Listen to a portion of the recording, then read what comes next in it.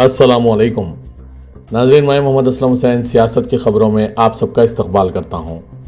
आज 28 फरवरी 2025 है। इस्लामिक तारीख के हिसाब से आज 29 शाबान 1446 हिजरी है। पेश है आज की कुछ अहम खबरें। मगरबी बंगाल की वज़ीर-ए-आला ममता बनर्जी ने कोलकाता में कहा कि बीजेपी ने दिल्ली और महाराष्ट्र के असेंबली इंतखाबात में जाली वोटों के जरिए जीत हासिल की है।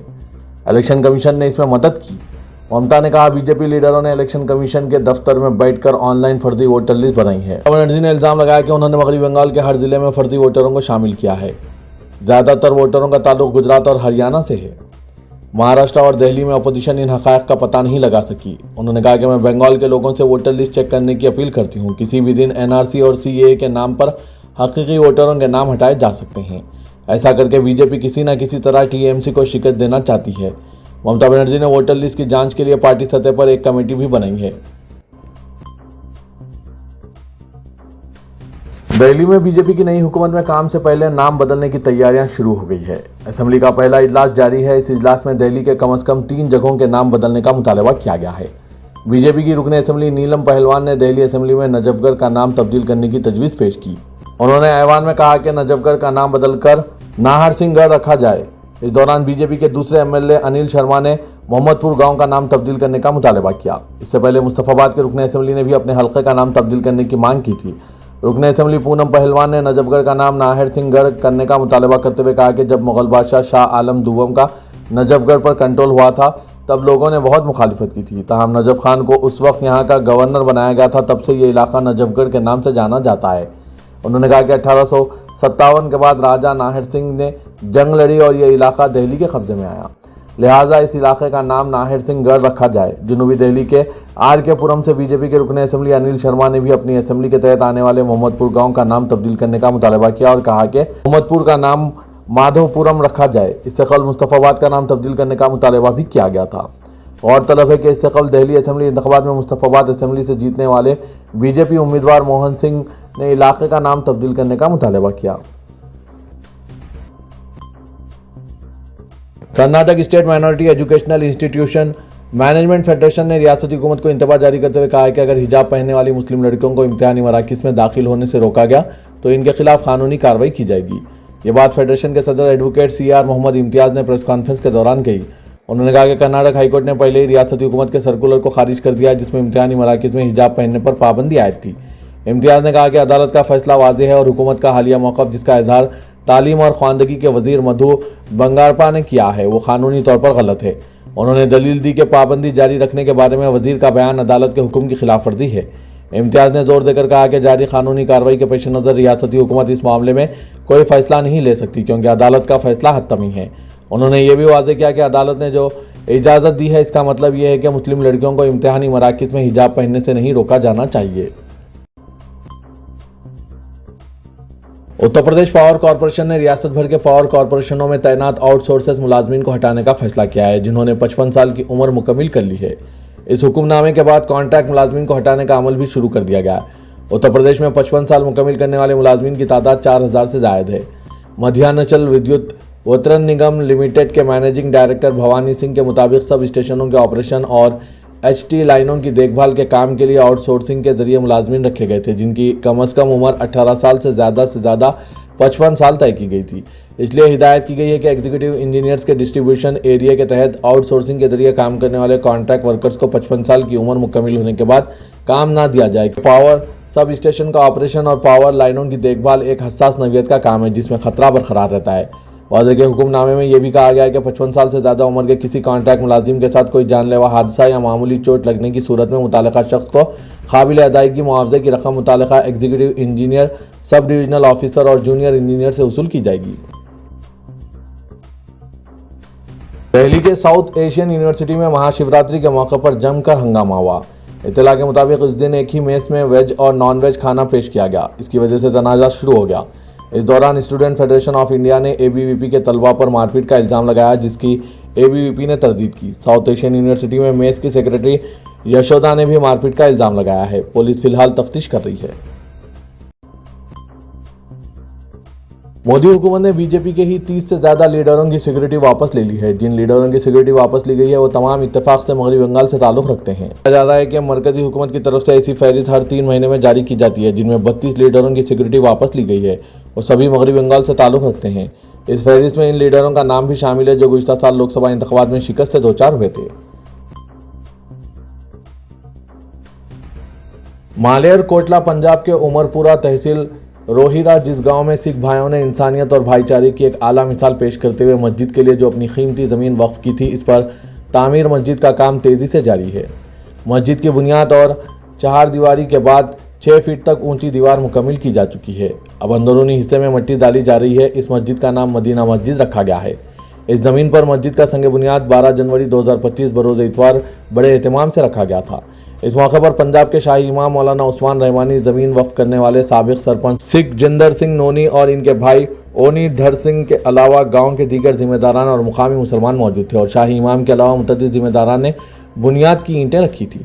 मस्जिद के ताल्लुक से फ़िरका परस्तों की शरंगेज़ी जारी है और किसी न किसी अंदाज में वो अपनी पसंदियाँ जारी रखे हुए हैं, मगर पंजाब में सूरत हाल बिल्कुल मुख्तलिफ है। यहाँ फ़िरक़ाराना हम आहंगी के इस्तेहकाम का अंदाज़ा इस बात से बआसानी लगाया जा सकता है कि संग बुनियाद के बाद गांव के गुरुद्वारे में भी मस्जिद के संग बुनियाद के ताल्लुक से तकरीब का इनेकाद किया गया था। इतना ही नहीं, मस्जिद की मौजूदा तामीर में गांव के सिख भाइयों की जानिब से दी गई अतिये की रकम भी शामिल है। मस्जिद के तामीराती कामों की निगरानी करने वाले कारी फुरकान अहमद ने मीडिया से बातचीत करते हुए बताया कि मस्जिद की तामीर का काम तेज़ी से जारी है। कुछ माली मसला पेश आया मगर खैर हजरात की जानिब से इसे हल करने की यकीन दहानी करवाई गई। इस एतबार से तामीराती काम जारी है। 4 दीवारी के बाद अब मिट्टी डाली जा रही है ताकि जैसे जैसे तामीराती काम आगे बढ़े ज़मीन हमवार होती रही। उन्होंने ये भी बताया कि मुकामी लोगों में काफ़ी जोश खरोश पाया जा रहा है। माहिरीन अंदाजा लगा रहे हैं कि मालियाती साल 2025-26 के लिए तेलंगाना का बजट लगभग 3,20,000 करोड़ रुपए का हो सकता है। गुज़िश्ता साल हुकूमत ने 2,91,000 करोड़ रुपए का मजमूई बजट पेश किया था। इस साल इससे ज़्यादा होने का अंदाज़ा लगाया जा रहा है। रियासत की तारीख में पहली मरतबा इतना भारी बजट होगा। ज़राए से पता चला है कि हुकूमत फलाही स्कीमात, तरक्याती प्रोग्राम्स और कर्ज़ों पर भारी सूद की अदायगी के लिए फ़ंड मुख्तस करने मनसूबा तैयार कर रही है। 6 गारंटीज में सिवाय 1-2 के बाकी तमाम वादों पर अमल हो रहा है। मौजूदा स्कीमात की बरकरारी, नई स्कीमात पर अमलावरी के लिए बजट मुख्तस किया जा रहा है। तेलंगाना के वज़ीर आला रेवंत रेड्डी ने कहा है कि हैदराबाद मुल्क का सबसे तेज़ी से तरक्की करने वाला शहर है। कांग्रेस की हुकूमत बनने के अंदरून 1 साल मुल्क व बैनुल मुमालिक से भारी सरमायाकारी हो रही है।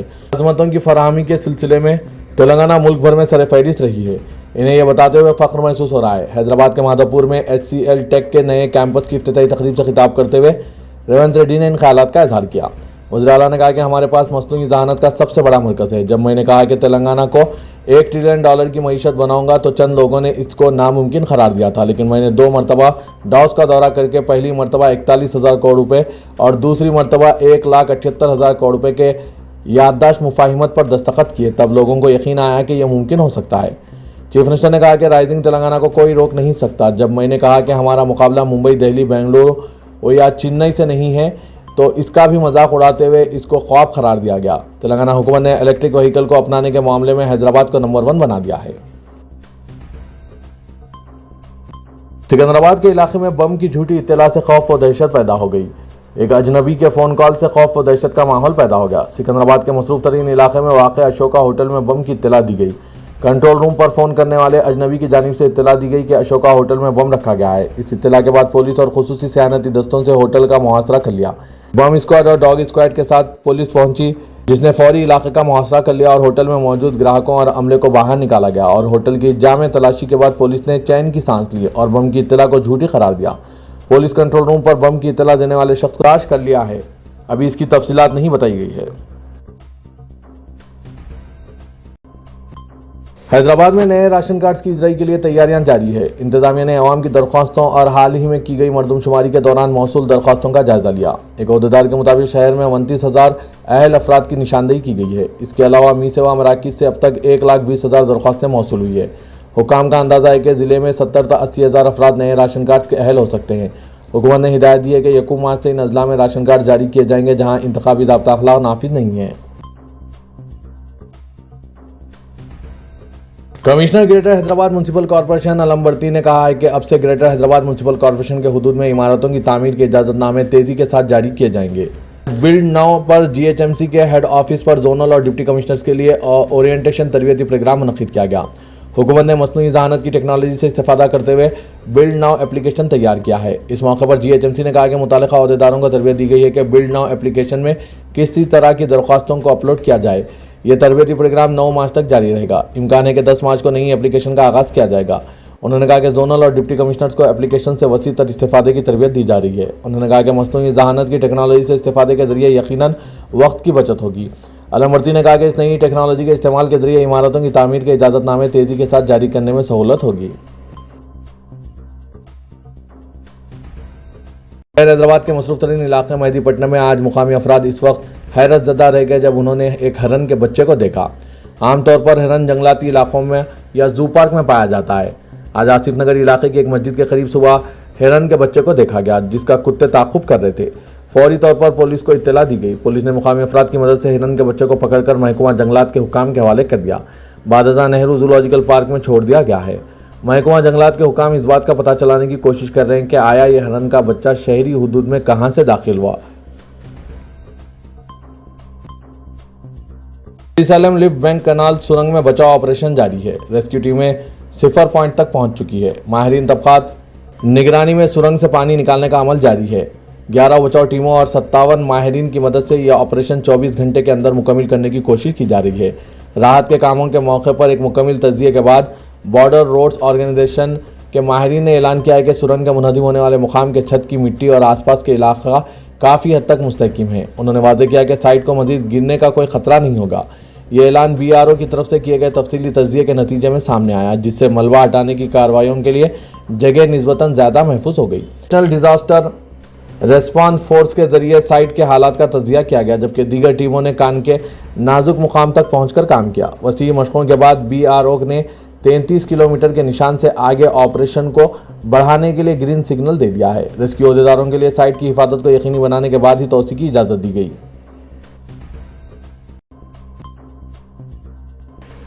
तेलंगाना में BRS पार्टी में मुस्लिम नुमाइंदगी खत्म हो रही है। सियासी हलकों में यह बहस शुरू हो गई कि MLA कोटे के MLC इंतखाबात में साबिक वज़ीर दाखिला मोहम्मद महमूद अली की मियाद खत्म हो रही है। क्या इन्हें दोबारा मौका फराहम किया जाएगा या किसी दूसरे मुस्लिम उम्मीदवार को मैदान में उतारा जाएगा। हज़रत के असम्बली इंतखाबात में BRS का कोई भी मुस्लिम उम्मीदवार कामयाब नहीं हुआ है। कौंसिल में भी अब मुस्लिम नुमाइंदगी खत्म हो रही है। असम्बली कोटा कौंसिल की 5 नशिस्तों के लिए इलेक्शन कमीशन ने शेड्यूल जारी कर दिया जिसके बाद कांग्रेस और BRS में इन नशिस्तों के लिए मुकाबला आरिज शुरू हो गई है। असेंबली में कांग्रेस की अददी ताकत के लिहाज से इसको 4 नशिस्तें हासिल होगी जबकि BRS को 1 नशिस्त हासिल हो सकती है। इस 1 नशिस्त के लिए BRS पार्टी में बड़े पैमाने पर लॉबिंग शुरू हो गई है। BC तबके की तरफ से श्रवण कुमार, ST तबके की तरफ से साबिक वजीर सत्यावती राठौर के अलावा SC और आला तबके की जानिब से भी कोशिशें की जा रही है। अब सवाल ये पैदा होता है कि ये 1 नशिस्त BRS क़यादत को किसको देगी। अगर मुसलमानों को नुमाइंदगी नहीं दी जाती है BRS पार्टी के ताल्लुक से अवाम में बिलखुसूस मुसलमानों में गलत पैगाम पहुंचेगा जबकि असेंबली इंतखाबात में 35% मुसलमानों ने BRS की तायद की थी। हल्का असेंबली गोशा महल के भारतीय जनता पार्टी के मलून रुकन असेंबली राजा सिंह ने एक बार फिर हैदराबाद के पुराने शहर को निशाना बनाया और इल्जाम लगाया कि यह गैर कानूनी बांग्लादेशियों और रोहिंग्या का गढ़ बन गया है। सोशल मीडिया प्लेटफॉर्म एक्स पर इसने इल्जाम लगाया कि जिस्म फरोशी और इंसानी स्मगलिंग रोजाना सामने आ रही है। इलाके चादरघाट और खैरताबाद में खौबा खाने के इनेकाद पर गैर कानूनी तारिकीन वतन की गिरफ्तारी की खबरों पर रद्दमल जाहिर करते हुए मलून राजा सिंह ने इल्जाम लगाया कि गैर कानूनी तारिकीन वतन हिंदू नामों का इस्तेमाल कर रहे हैं और बांग्लादेश से मगरबी बंगाल और फिर वहाँ से हैदराबाद में आ रहे हैं। राजा सिंह ने इल्जाम लगाया कि बाद में वो मुंबई, बेंगलुरु, चेन्नई और कोलकाता जैसे बड़े शहरों में फैल रहे हैं। हैदराबाद के पुराने शहर के मुस्लिम रहनुमाओं कहाँ हैं, राजा सिंह ने सवाल किया। पुराने शहर के मुस्लिम लीडरों पर तनकीद करते हुए इसने सवाल किया कि क्यों नहीं बोला जा रहा है।